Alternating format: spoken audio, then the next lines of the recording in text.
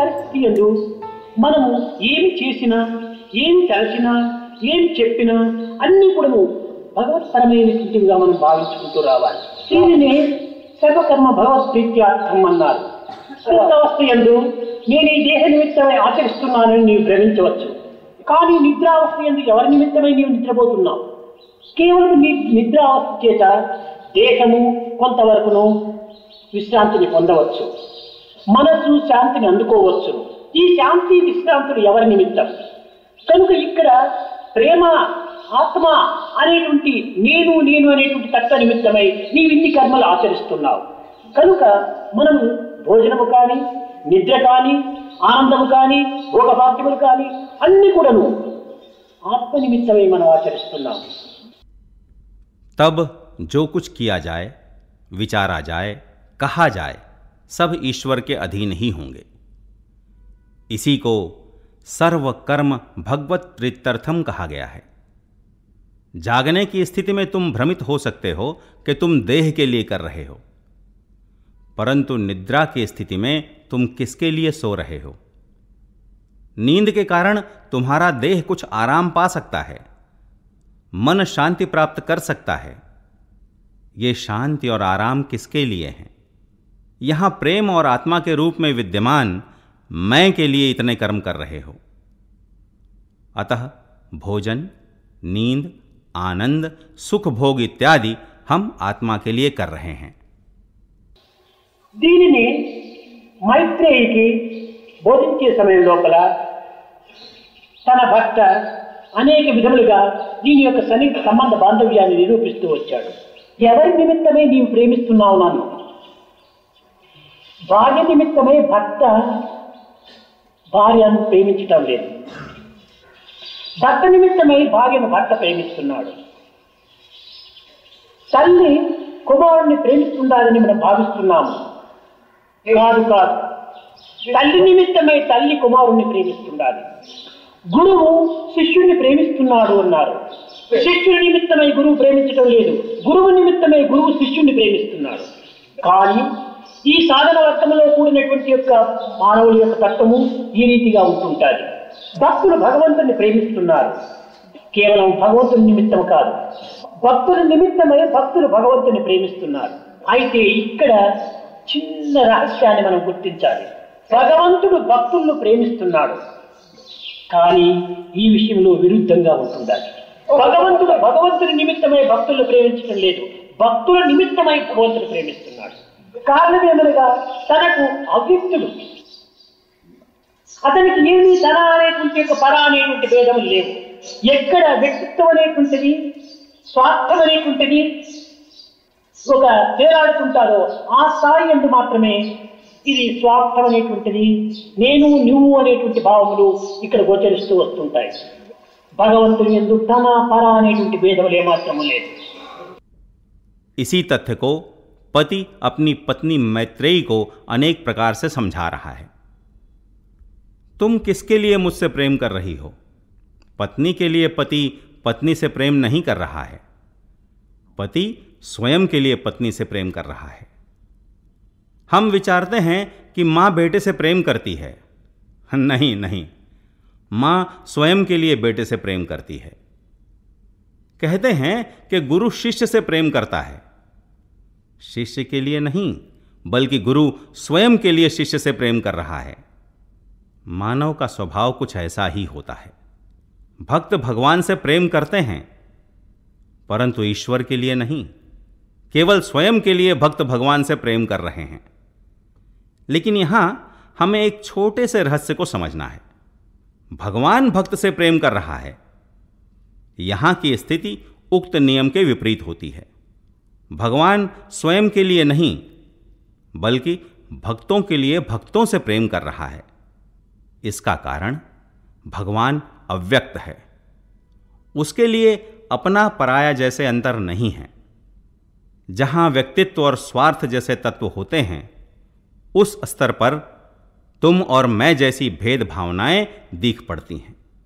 भगवान में अपना पराया जैसी भेद भावनाएं रत्ती भर भी नहीं हैं। कनुक मत्कर्म कुतम मत्तप मत्परम మద్భక్త అనేటువంటి యొక్క తత్వములు ఇది భక్తులకు సంబంధించినటువంటిది, ఉపాసన వర్గంకు ఎంతో తోడ్పడేటువంటివి. అయితే ఈ మానవుని యొక్క శక్తి సామర్థ్యములు అల్పమైనటువంటివి అయినప్పుడు దీని యొక్క తత్వం మనం ఏ రీతిగా గుర్తించాలి? ఒక్క వ్యక్తికి ఏదో కొంత గాలి కావాలనుకుంటే ఒక ఫ్యాన్ చేతిలో పెట్టుకొని అన్ని విధాలా శ్రమపడితే కూడాను కించిత్తైనా గాలి తనకు చోకటం లేదు. జుంజు మారుతమే వీచినప్పుడు సముద్రం కూడాను అలలుగా బయలుదేరి ఉప్పెన కూడాను బయలుదేరుతుంది, చెట్లు వేళ్ల వరకు కూడాను కూలిపోతుంది, ఇంత పెద్ద గాలిగా వస్తుంది. ఇది ఎవరి శక్తి? మానవుడు వీచుకునేటువంటి యొక్క ఫ్యాన్ గాలి అల్పమైనటువంటిది, వీడి శక్తి చాలా తుచ్చమైనటువంటిది. కానీ భగవత్ శక్తి జుంజు మారుతము ఇది చాలా అఖండమైనటువంటిది. మానవుడు ఒక భాగం నుండి నీరు తోరినప్పుడు లేక పంప్ సెట్లు పెట్టి కొట్టినప్పుడు ఏదో కొంతవరకు నీరు మాత్రమే వానికి ప్రాప్తిస్తుంది. కుంభవర్షమే కురిసినప్పుడు నదులు ఊర్లు కూడా ఏకమైపోతాయి. అది భగవత్ శక్తి. ఈ పంప్ సెట్ మానవ శక్తి. ఒక గృహంలో మనకు వెలుతురు రావాలన్నా ఒక తైలపు బొత్తి దీపము లేక ఒక ఎలక్ట్రిక్ బల్బు మనం వేసుకుంటాం. ఆ యొక్క లైట్తో మనం ఆ గృహమును మాత్రమే మనం సరిదిద్దుకుంటాం. కానీ సూర్యోదయం ఏంటంటే సర్వత్రా కూడా ప్రకాశము, అడవి ఎందు, గుట్ట ఎందు, చెట్టు ఎందు, ఇంటి ఎందు సర్వత్రా కూడా ప్రకాశము ప్రసరిస్తూనే ఉంటుంటారు. ఇది దైవశక్తి. దీపము మానవ వ్యక్తిత్వం యొక్క శక్తి. ఇంత శక్తి కలిగినటువంటి అఖండ శక్తి కలిగినటువంటి దైవత్వాన్ని ఈ అల్పశక్తితో కూడినటువంటి మానవుడు ఏ రీతిగా చేరడానికి వీలవుతుంది? मत कर्म कृतम मत परम मत भक्त, ये शब्द और तत्व भक्त से संबंधित हैं। ये उपासना में अत्यंत सहायक हैं।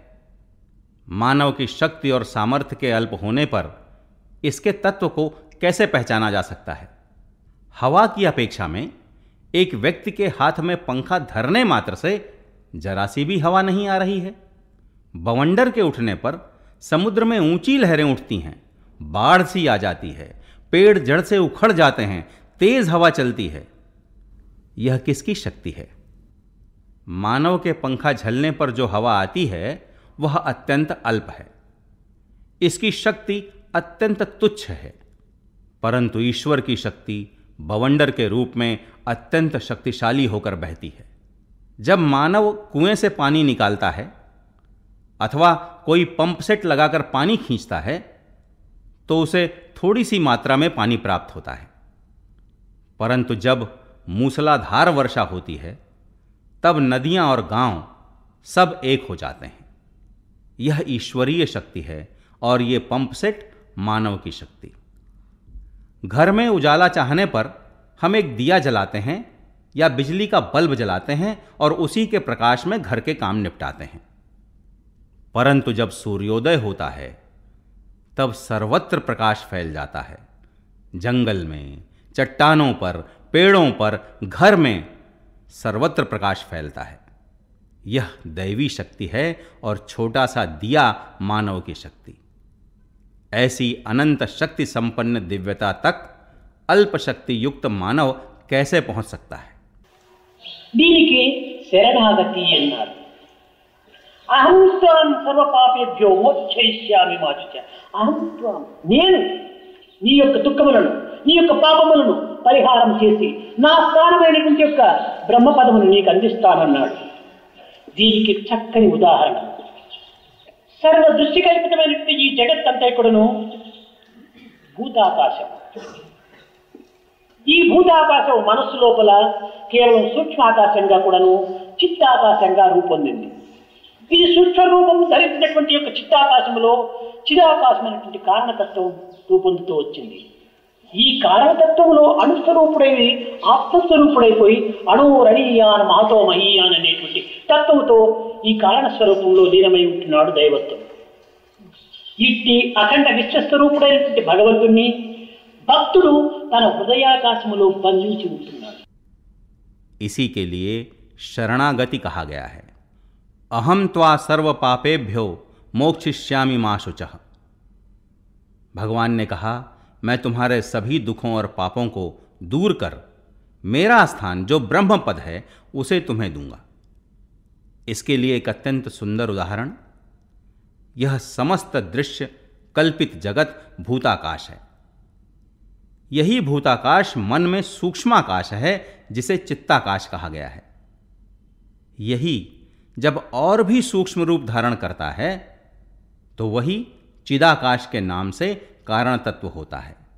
इसी कारण तत्व में अणुस्वरूप आत्मस्वरूप होकर अणोरणीयान महतो महीयान के रूप में विलीन होकर ईश्वर विद्यमान है। ऐसे अनंत स्वरूप ईश्वर को भक्त ने अपने हृदयाकाश में कैद कर रखा। దీనిని ఒకానొక సమయం లోపల నారదుడు నారాయణను సందర్శించడానికి వెళ్ళాడు. అప్పుడు నారాయణుడు, నారద, నా యొక్క భూతాకాశం యొక్క రహస్యాన్ని నీవు గుర్తించావా అని ప్రశ్నించాడు. ఈ పంచభూతములు, పంచేంద్రియములు, పంచచక్షులు, పంచ ప్రాణములు, ఈ పంచభూతములు కూడాను ఏ రీతిగా ఉంటున్నాయి, ఇందులో ఏవి చాలా అధికమైనటువంటిది అని ప్రశ్నించాడు. శబ్ద స్పర్శ రూప రసగంధాలతో కూడినటువంటి యొక్క ఈ ఎలిమెంట్స్ అంతా కూడా ఉంటున్నాయి. భూమి, జలము, అగ్ని, వాయువు, ఆకాశం. ఇందులో ఏ యొక్క భూతము గొప్ప స్వరూపాన్ని ధరించి ఉంటుండాలన్నాడు. అప్పుడు నారదుడు యోచించాడు. స్వామి, భూమి చాలా గొప్పది అన్నాడు. ఎట్లా గొప్పది అని ప్రశ్నించాడు నారాయణుడు. ఇది చాలా తప్పు. 3 భాగములు